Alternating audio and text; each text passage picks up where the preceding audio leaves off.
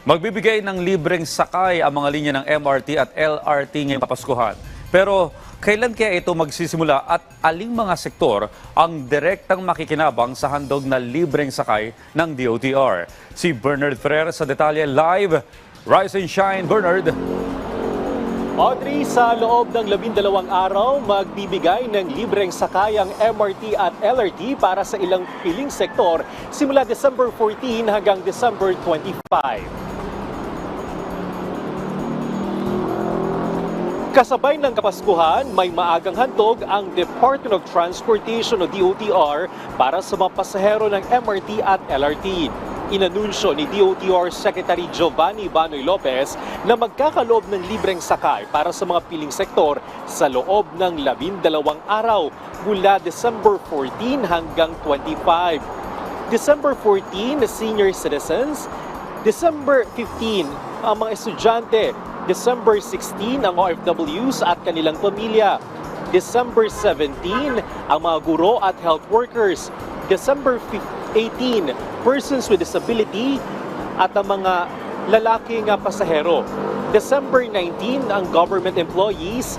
December 20, mga babaeng pasahero. December 21, mga pamilya at kanilang mga miyembro. December 22, solo parents at ang mga miyembro ng LGBTQIA+. December 25, ang pribadong sektor, partikular yung mga empleyado, mga kasambahay. December 24, uniform personnel, veterans at kanilang pamilya, at December 25 para sa lahat ng commuter.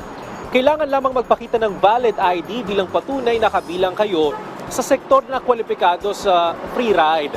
Lumapit sa booth o security entrance at ipakita ang ID upang ma-avail ang libreng sakay. Bukod dito, ilulunsad rin ang deployment ng second generation trains ng MRT3 o mas kilala bilang Dalian Trains simula December 25. Ito ay alinsunod sa direktiba ni Pangulong Ferdinand R. Marcos Jr. upang mapahusay ang kapasidad at serbisyo ng MRT3 ngayong holiday season.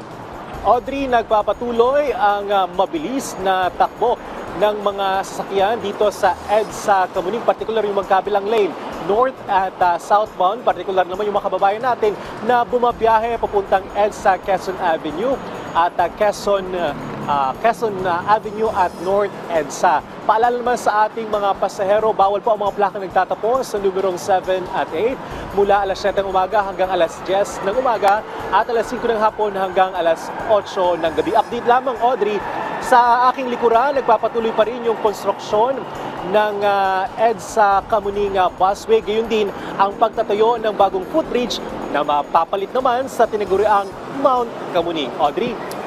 Maraming salamat, Bernard Ferrer.